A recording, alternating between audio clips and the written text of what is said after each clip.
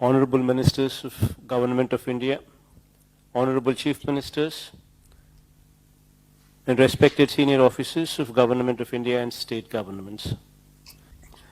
As per your guidance, sir, we have been enforcing lockdown across the state with human touch and conducting regular surveillance of every member of 1.4 crore households to trace infected persons, their contacts, testing them and treating the positive cases, sir. Sir, in Andhra Pradesh, we have 2,61,216 volunteers at work, sir, 40,000 ASHA workers at work, 22,254 ANMs at works. All of them have been closely monitoring every individual under the supervision of more than 3,000 medical officers to detect and report the earliest symptoms of COVID-19, sir.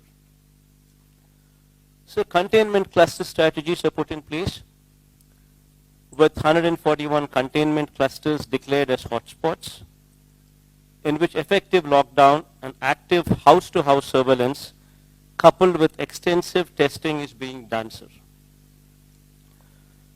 So as per your guidance, we have ramped up infrastructure in hospitals. We've established advanced critical care hospitals, 4 of them, sir, currently. We've also established in all the 13 districts, 13 district hospitals.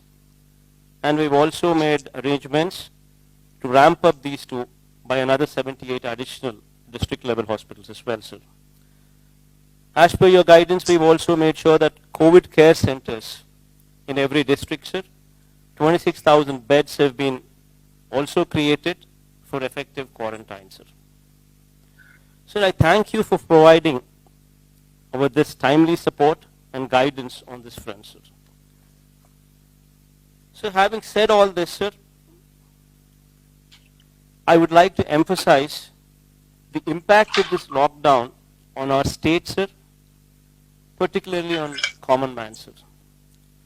Sir, agriculture is the mainstay of our economy, sir, contributing more than 35% of GSDP and employing more than 62% of the workforce, sir, in our state. Sir, interstate movement of agricultural commodities has come to an abysmal low, sir, with less than 25% of the trucks on the road, sir, due to fear of stoppage in between, sir.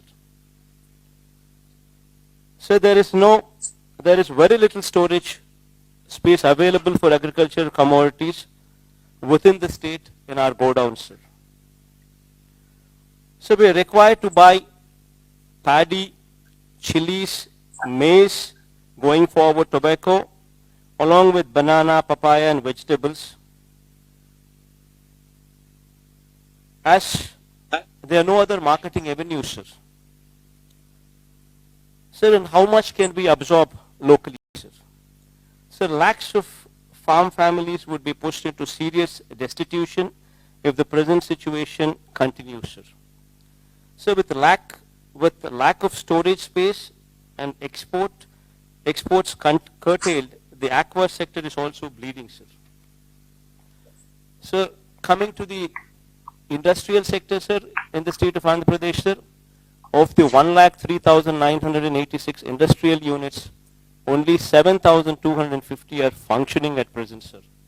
Supply chain disruption, road and rail network disruption has added to the crisis. While industries are being burdened with the weight of fixed costs not coming down, how do we expect them to pay for wages and salaries while not functioning, sir?